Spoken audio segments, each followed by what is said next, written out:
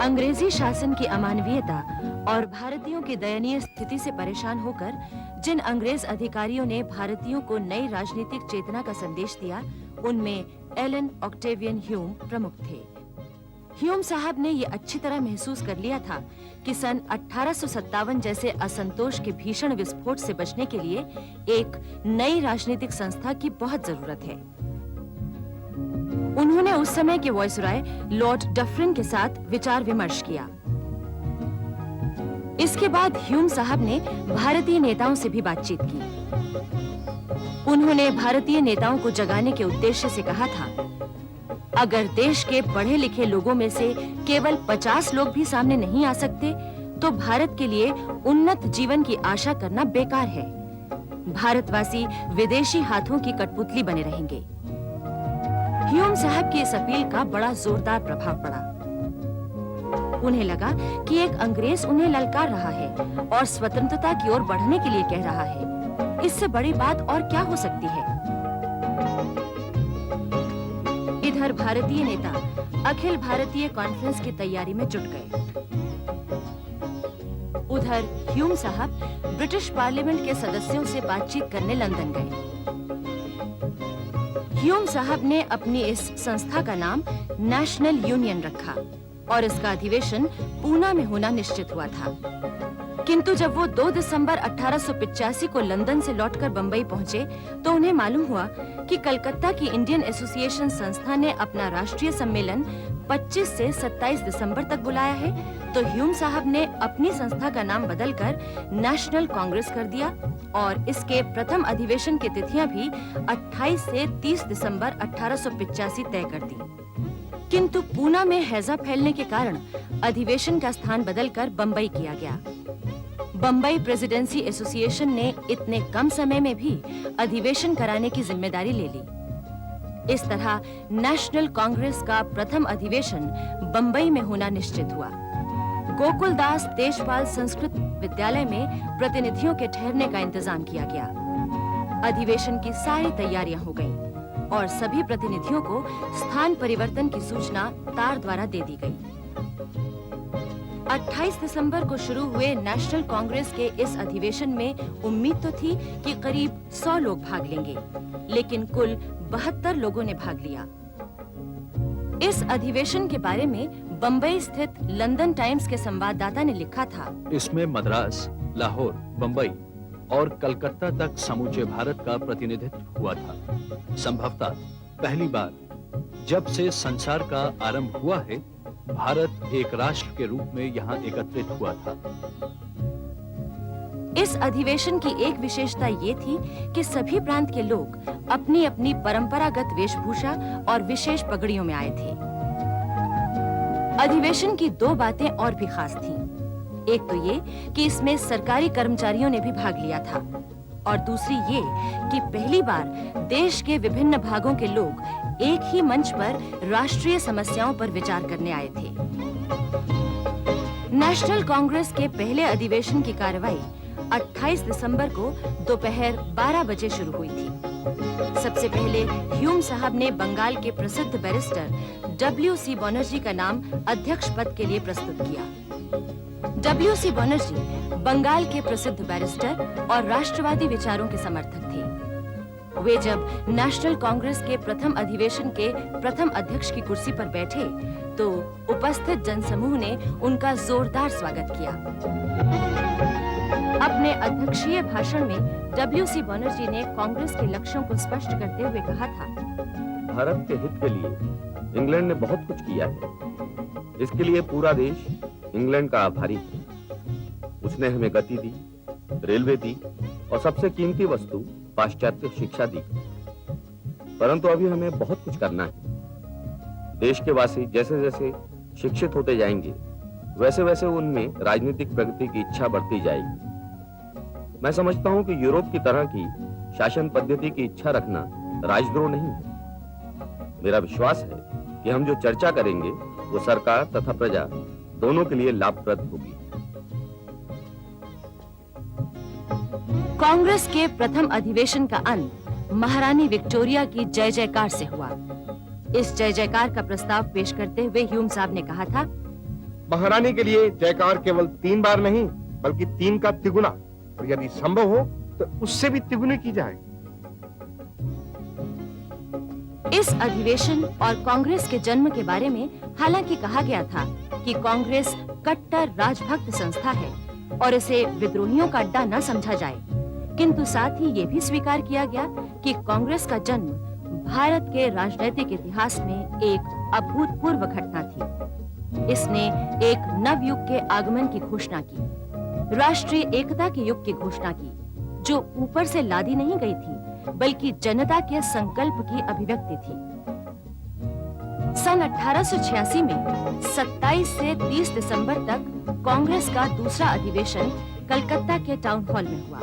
इसमें 440 लोगों ने भाग लिया था। इस अधिवेशन में पहली बार बंकिम चंद्र चटर्जी का गीत वंदे मातरम गाया गया था।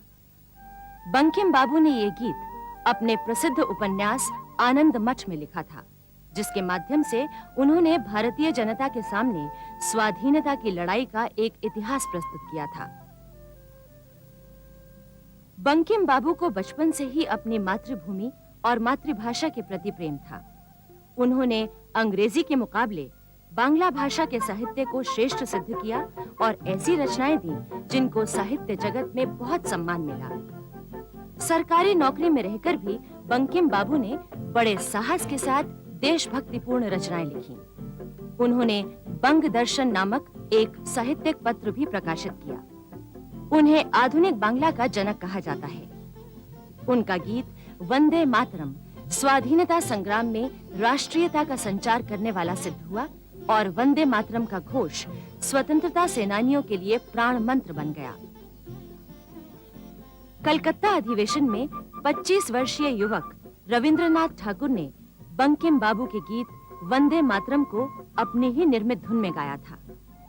कलकत्ता अधिवेशन के अध्यक्ष थे दादा भाई नौरोजी। एक पारसी परिवार में जन्मे दादा भाई नौरोजी बचपन से ही बड़े प्रतिभाशाली छात्र थे। उनके अध्यापक उन्हें भारत की आशा कहा करते थे। शिक्षा प्राप्त करते ही दादा भाई गणित के प्रोफेसर बन गए और तभी से राजनीति में भाग लेने लगे थे। उन्होंने सन 1852 में बंबई एसोसिएशन की स्थापना की थी और रास्त गुफ्तार नामक एक पाक्षिक अखबार भी निकाला था। सन 1855 में एक ब्रिटिश कंपनी के आमंत्रण पर दादा भाई इंग्लैंड चले गए। वहां उन्हें इंग्लैंड और भारत की सामाजिक, आर्थिक और राजनीतिक स्थिति की तुलना करने का अवसर मिला। दादा भाई ने ब्रिटेन की जनता में भारत के प्रति दिलचस्पी पैदा करने की कोशिश की। इस तरह वो धीरे धीरे भारत की दशा सुधारने के काम में पूरी तरह से जुट गए। कलकत्ता अधिवेशन के अध्यक्ष पद से उन्होंने अंग्रेजों के शासन के प्रति विश्वास व्यक्त करते हुए कहा था, ये महारानी विक्टोरिया और ब्रिटेन के नागरिकों के कारण ही संभव हो पा रहा है कि हम निर्भय और स्वतंत्र रूप से निसंकोच अपने विचारों को व्यक्त कर रहे हैं।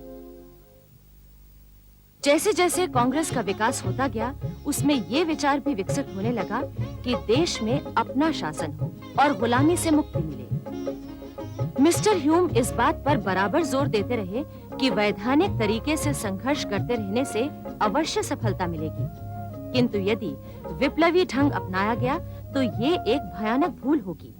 कांग्रेस का तीसरा अधिवेशन सन 1887 में मद्रास में हुआ। इसकी अध्यक्षता बद्रुद्दीन तैयब जी ने की थी। तैयब जी भारतीय स्वतंत्रता संग्राम के नवयुग की नींव डालने वालों में से एक थे। उन्होंने इंग्लैंड से बैरिस्ट्री पास की थी। इंग्लैंड में ही वो दादा भाई नौरोजी के संपर्क में आए और तभी से वो राजनीति में दिलचस्पी लेने लगे थे। भारत लौटकर वो बंबई हाई कोर्ट में वकालत करने लगे थे और इसके साथ ही उन्होंने राष्ट्रीय भावना का प्रचार भी शुरू किया था। कांग्रेस का पहला अधिवेशन, जिसे बॉम्बे प्रेसिडेंसी एसोसिएशन ने आयोजित किया था, उसके अध्यक्ष बद्रुद्दीन तैयब जी ही थे।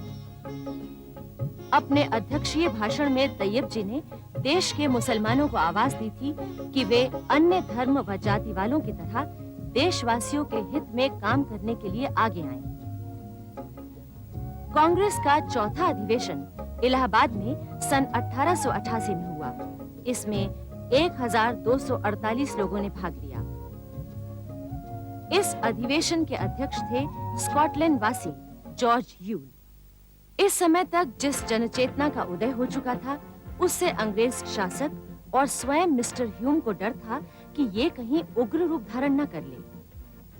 कांग्रेस का 5वां अधिवेशन सन 1889 में बंबई में विलियम बेडनबर्ग की अध्यक्षता में हुआ। वो बड़े उत्साही और कर्मठ व्यक्ति थे। इंग्लैंड में भारत विरोध प्रचार का उन्होंने जोरदार खंडन किया था। अपने अध्यक्षीय भाषण में उन्होंने स्पष्ट किया था कि भारत के लोग शांति, सुव्यवस्था और स्वस्थ शासन चाहते हैं। सन 1890 में कांग्रेस का 6ठा अधिवेशन बंबई प्रेसिडेंसी एसोसिएशन के जनक और कांग्रेस के प्रारंभिक सदस्य फिरोज शाह मेहता की अध्यक्षता में बंबई में ही हुआ। फिरोज शाह मेहता ने इंग्लैंड में बैरिस्ट्री पढ़ी थी और वहीं दादा भाई नौरोजी के संपर्क में आकर राष्ट्रीय आंदोलन में शामिल हो गए थे। उनकी विद्वता, समझदारी और दूरदर्शिता का लोहा ब्रिटिश सरकार तक मानती थी। वो अपने को पहले भारतीय फिर पारसी मानते थे।